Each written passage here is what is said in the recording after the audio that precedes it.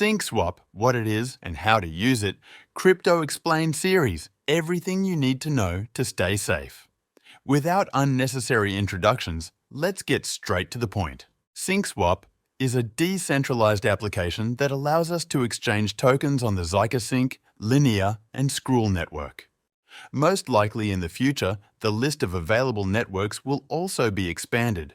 Today, I will show you an example of a transaction exchanging Ethereum for USDC conducted on the zkSync network, taking into account the topic of fees for such an operation, settings related to maximum slippage, and setting the access limit for the platform to our funds. First, make sure you're on the official website of the service and that the connection is secured with the current certificate, which in most browsers should be indicated by a small closed padlock icon next to the website address. If everything checks out, we can proceed to the Trade tab. In this tab, you will find the main transaction panel where we will perform the entire token swap, which I will show you shortly. First, we will connect our browser wallet, also known as a hot wallet, to the application. I click on the Connect tab in the top right corner, after which all currently supported wallets appear on the screen. Over time, and perhaps even now as you're watching this material, this list will grow longer because each of these decentralized applications strives to develop and meet user expectations. During this recording, we will use the most popular option, which is metamask, which I will select now. Next, we are asked to choose the profile we want to use. This means that on one wallet, we can have several different accounts, each used for a different purpose. One for exchange, another for games, another for storing funds, and so on. You can find more information about this in the material on how to use metamask. I select the profile intended for connecting to dApps and click Next. The next step is a very important stage of establishing the connection, which is granting authorization to the site.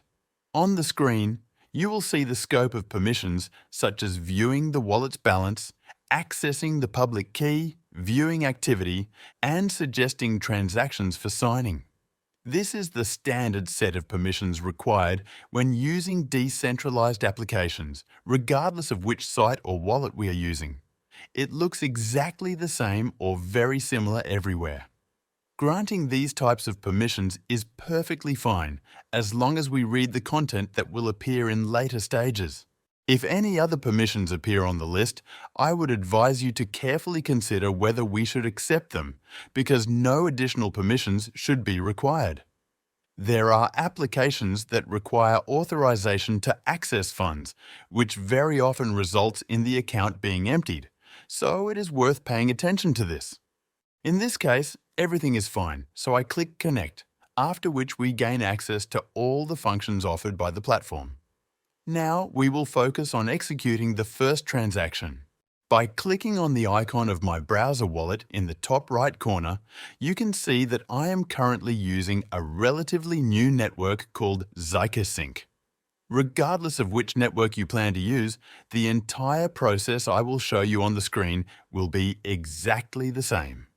The only difference you might encounter is the costs associated with conducting the transaction, but I will return to this later. zkSync is relatively cheap to use, which is why we will use it during this recording.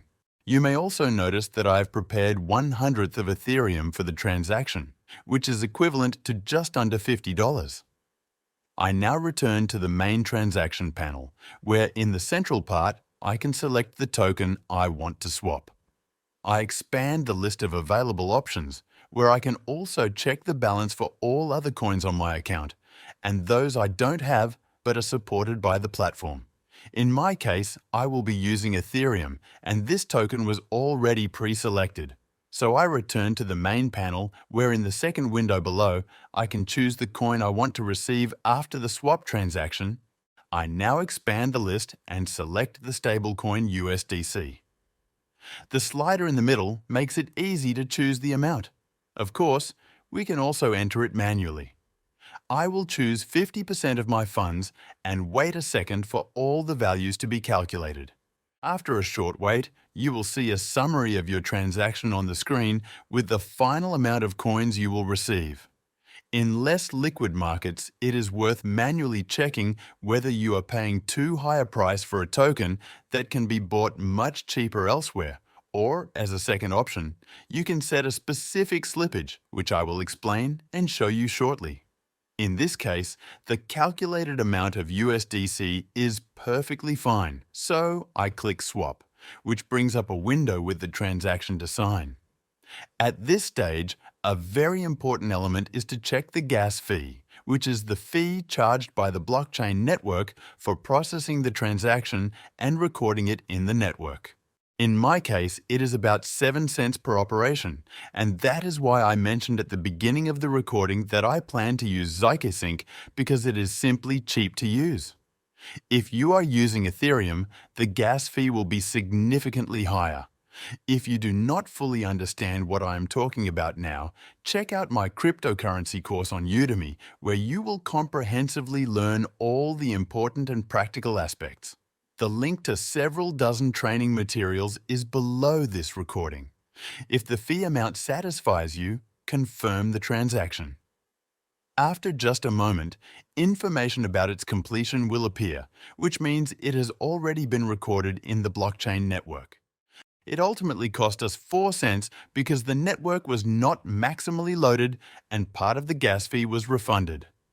I will now return to the main panel and reverse the order of the coins to check if the balance of my account has changed. Here, I can see that I have just under 24 USDC in my wallet, which means everything we did went correctly. Now, I will return to the topic of slippage. I go to the small gear icon in the top right corner of the transaction panel.